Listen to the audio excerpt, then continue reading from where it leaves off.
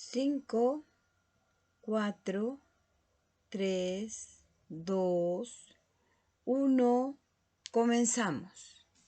Muy buenas noches, más bien muy buenos días, ya son las 12:49.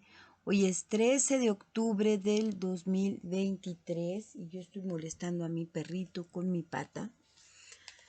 Y en su espacio, La Puebla Vigila, Psicología Social Activa, su servidora Martín Geli. Les voy a continuar leyendo esta importante crónica que nos hace, déjenme recordar el nombre, Flavio. Se llama Flavio, era un soldado romano, Flavio Josefo. Conquista de Jerusalén por los romanos 2. No es el capítulo 2, pero es la segunda parte que les voy a leer, porque sí, les digo que está un poco extendido. Y esto es con la intención de que conozcamos más acerca de la historia de este pueblo tan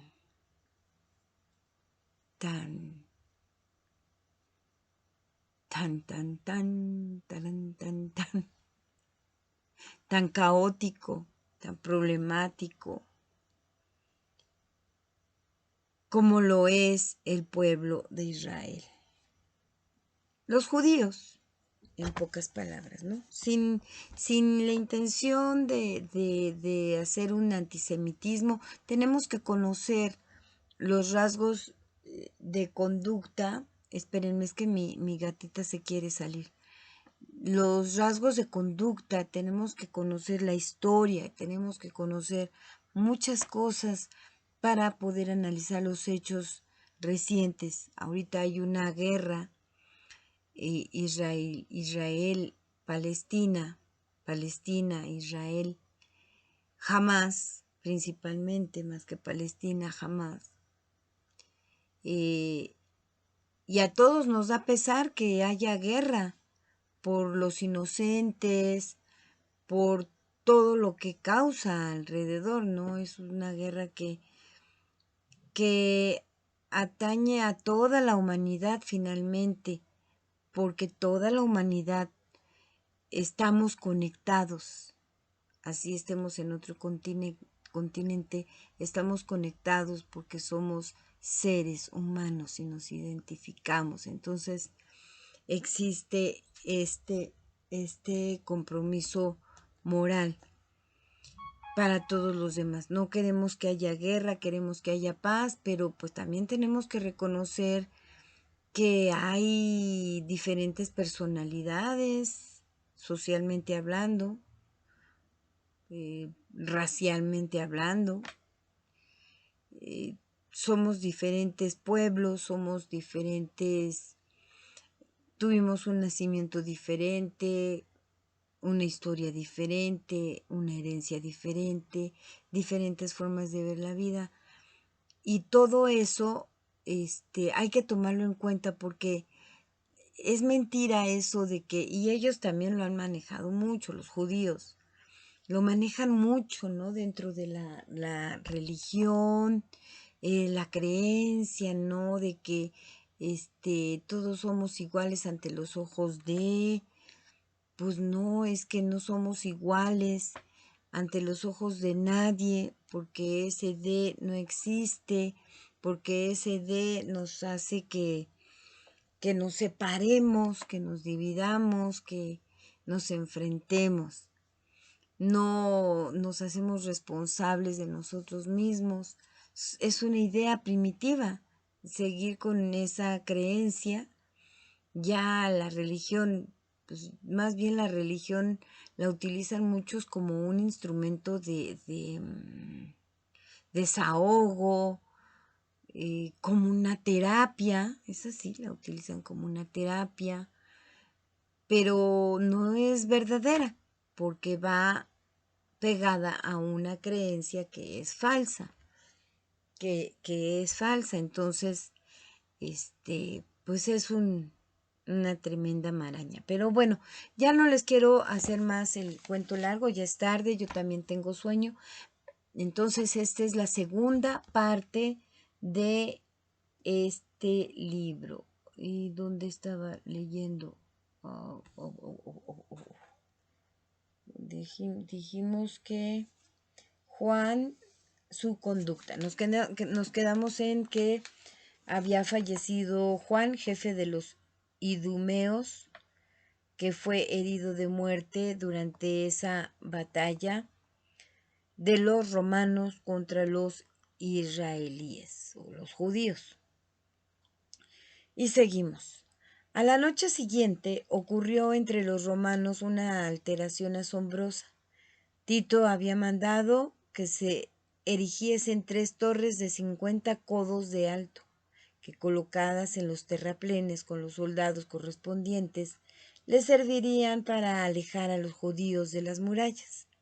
Pues bien, una de ellas se desplomó a medianoche con pavoroso estruendo, lo que asustó a todo el ejército. Empuñaron inmediatamente las armas, sospechando que el enemigo atacaba. Se produjo un tumulto entre las legiones, las cuales se quejaron en vista de que nadie sabía lo que acontecía. Como no se presentaba el enemigo, unos temían de otros, y todos preguntaban el santo y seña con gran formalidad a sus vecinos, como si los judíos hubiesen invadido el campamento. El pánico los dominó, hasta que Tito informóles de lo que había sucedido. A continuación, bien que con cierta dificultad, se tranquilizaron. Los judíos que combatían con los romanos valientemente sufrieron mucho de aquellas torres. Mucho de aquellas torres, en las que se habían dispuesto máquinas livianas, además de arqueros y honderos. No podían alcanzar a sus ocupantes debido a la altura, ni conquistarlas o derribarlas dado su peso, ni prenderles fuego por estar cubiertas de hierro. Se pusieron, pues, a salvo de las flechas y fueron impotentes para impedir que los constantes golpes de los arietes acabaran por hacer mella en el muro. Este se rompió bajo el ímpetu de Nico, nombre que daban los judíos al más grande de ellos, porque conquistaba todo. Nico. Bueno, el cansancio y las guardias vencían a los sitiados, que se retiraban a descansar de noche a bastante distancia de la muralla, por lo que pasó. De otra parte, se dijeron que era superfluo guardarla, ya que quedaban otras 2 fortificaciones, mal aconsejados por su pereza hasta el extremo de que se retiraron. Los romanos penetraron por la brecha abierta por Nico. Todos los judíos retrocedieron al segundo muro. Los legionarios abrieron entonces las puertas a todo el ejército. Así se apoderaron de la primera muralla, el día 15º del sitio, 7º del mes de Artemiso, Giar, demoliéndola en su mayor parte, lo mismo los sectores septentrionales de la ciudad que anteriormente había destruido Cestio. Tito sentó sus reales dentro de la ciudad en el sitio llamado Campo de los Asirios, después de tomar todo lo que había hasta el Cedrón, pero cuidando de hallarse fuera del alcance de las flechas del enemigo. Inició sus ataques, por lo que los judíos se dividieron en varios cuerpos que defendieron con valentía la muralla. Juan y su facción lo hicieron desde la Torre Antonia y el pórtico norteño del templo, y pelearon con los romanos delante de los monumentos del rey Alejandro. El ejército de Simón se encargó del territorio contiguo al monumento de Juan y lo fortificó hasta el portal por donde se acarreaba el agua a la torre Hípico. Sin las Sin embargo, los judíos hicieron frecuentes y violentas salidas en grupos, en las que siempre eran vencidos por carecer de la destreza de los romanos. En cambio, triunfaban cuando combatían desde la muralla. Los romanos se sentían animados por su poder y habilidad, como los judíos por su audacia, fruto de su miedo y de la resistencia natural de nuestro pueblo en las adversidades. Les embravecía la esperanza de salvarse y a los romanos el convencimiento de someterlos en breve. Ninguno se cansaba. Las escaramuzas y encuentros, las constantes salidas, menudeaban de día, batallando de toda manera. La noche era peor para ellos, aun cuando empezasen a contender con el alba, y la pasaban en sobresaltos, temiendo los unos ser conquistados y los otros las salidas. Los guerreros dormían armados, dispuestos a luchar en cuanto quebrase el amanecer. Los judíos rivalizaban en buscar el peligro para lograr el favor de sus jefes. De modo especial veneraban y temían a Simón, obedeciéndole con tanto ahínco que estaban dispuestos a matarse si se lo ordenaba. Lo que prestaba valor a los romanos era su hábito de triunfar y su ignorancia de la derrota. Sus guerras constantes y sus constantes ejercicios bélicos y la magnitud de sus dominios. Y el motivo principal de su valentía era Tito, presente en todas partes, pues se les antojaba afrentoso acobardarse en presencia del César, que luchaba con tanta bravura como ellos, siendo el testigo que había de recompensarlos. Por lo mismo, muchos se esforzaron más de lo que su vigor justificaba. Por aquel entonces estaban los judíos formando un grueso cuerpo ante la muralla y arrojando dardos a sus enemigos. Cuando Longino del orden ecuestre se arrojó en medio de ellos y los dispersó, matando a 2 hombres valerosísimos, hirió a uno en la boca al abalanzarse sobre él y arrancando su venablo de cadáver, atravesó al otro por el cuerpo en el instante en que huía. Hecho esto, se retiró entre los suyos. Así se señaló este varón por su valentía, y muchos otros aspiraron a emular su reputación. Los judíos no se preocupaban de los daños que les inferían los romanos, atentos solo al que ellos podrían hacer.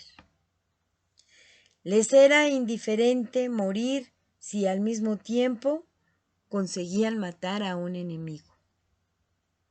Pero Tito se cuidaba tanto de sus soldados como de vencer a sus contrarios. Aseguró que el ímpetu temerario era locura y que el verdadero valor iba unido a la cordura. Por tanto, mandó a sus hombres que fuesen prudentes durante la pelea, sin recibir heridas, mostrando así una bravura auténtica. Tito sentó un ariete contra la torre central de la parte septentrional de la muralla, en la que un astuto judío llamado Castor estaba emboscado con 10 otros. Después de huir el resto a causa de los arqueros, estaban juntos.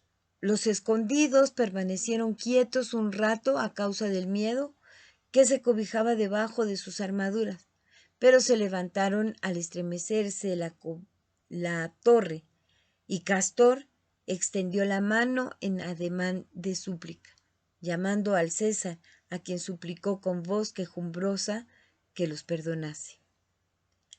El sencillo corazón de Tito lo creyó. Escuchen. Pensando que los judíos se arrepentían, ordenó que parase el ariete y animó a Castor a decir lo que quería.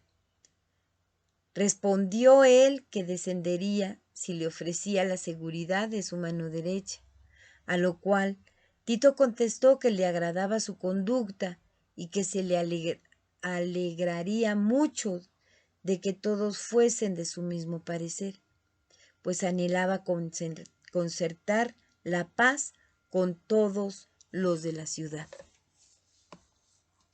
De los 10, 5 fingían impetrar piedad, mientras los demás chillaban que no serían esclavos de los romanos, en tanto que pudieran morir libres. La discusión entre ellos duró largo rato, y el ataque se pospuso. Castor avisó a Simón de que tendría tiempo de ejecutar lo necesario, porque él contendría el poder romano por largo espacio. Al unísono, simulaba exhortar a los obstinados a que aceptasen la diestra de Tito, los cuales, representando una gran cólera, blandieron sus espadas desnudas sobre sus corazas, las hincaron en sus pechos y se desplomaron como si hubiesen muerto. Tito y sus compañeros no lograron presenciar lo que ocurría. Se maravillaron de su valor y se compadecieron de su ruina. Durante el intervalo, uno hirió a Castor con una saeta en la nariz, y él, arrancándose de la herida, la enseñó a Tito, quejándose de que aquel era un comportamiento indigno. El César reprendió al que había disparado y mandó a José, que estaba con él, a dar la mano derecha a Castor. Mas José replicó que no iría, porque los supuestos suplicantes no tramaban bien alguno, y contuvo a los amigos que se proponían acompañarle. Entonces el desertor Eneas se ofreció. Castor le recomendó que fuese alguien a recoger el dinero que tenía. Esto acució a Eneas a apresurarse sin armas, y el traidor le arrojó una gran piedra, que si bien no le tocó porque se echó a un lado, alcanzó a otro soldado que se adelantaba con él. Traición.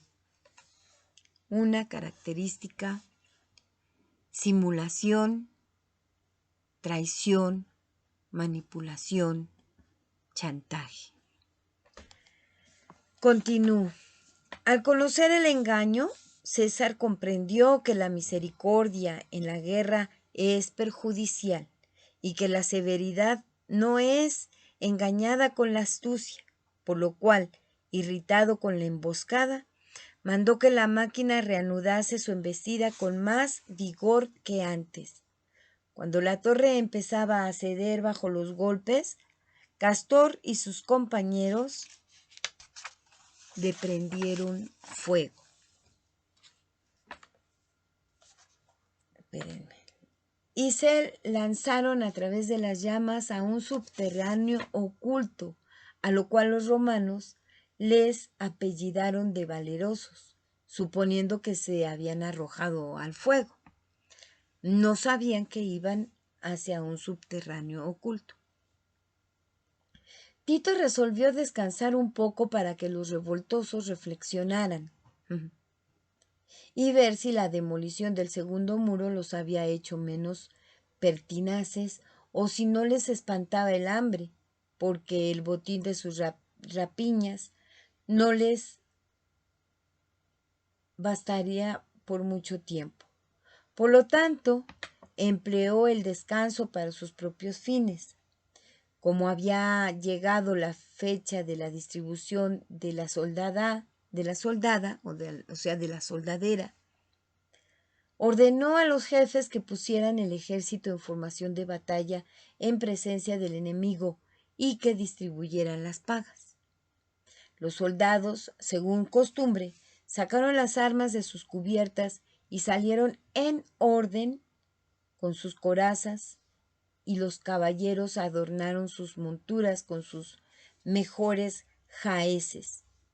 Los arrabales relucían magníficamente desde muy lejos. No había espectáculo más agradable para los hombres de Tito, ni cosa que más aterrase al enemigo. Todo el muro viejo y el lado septentrional del templo estaban cubiertos de espectadores. Las casas estaban llenas de gentes que los miraban y toda la población se apiñaba por doquier. Un espanto indescriptible se adueñó de los judíos más impávidos a la vista del ejército congregado, de la belleza de sus armas y de su disciplina, y no puedo menos que estimar que los sediciosos habrían cambiado de parecer, de no desesperar de que los romanos no perdonarían los horribles crímenes que habían perpetrado. Determinaron morir en la guerra, seguros de que se les castigaría con tormentos hasta la muerte, en caso de que descuidaran la defensa de la ciudad. Prevalecía también el hado, es decir, los inocentes debían perecer con los culpables y la ciudad sería destruida con los facciosos. Bueno, ya son 21 minutos, vamos a dejarlo aquí para que vayan a dormir, no es cierto, para que vaya a dormir. Yo me estoy cayendo de sueño y no quiero empezar a leer mal, entonces vamos a dejarlo para mañana. Para mañana seguimos con la parte 3 de, ¿cómo se llama? Conquista de Jerusalén por los romanos. Parte 3. Y vamos conociendo esa personalidad de esta comunidad, raza, tan caótica, que le ha causado tantos problemas al mundo. Me despido de ustedes, muchas gracias por su atención. Ya es la 1:11. Tres números juntos, hay que tocar algo rojo. Esa era una superstición que teníamos en la secundaria, pero me acordé. Bueno, buenas noches. Que les haya gustado esto. Vamos a seguir analizando esta conducta a través de esta anécdota que están contando. Y checa mucho con la realidad. Pero bueno. Buenas noches nuevamente, descansen, denle like, compártanlo y nos vemos mañana. Este video no lo olviden que es solo para ustedes y se tenía que leer y se leyó. Hasta pronto.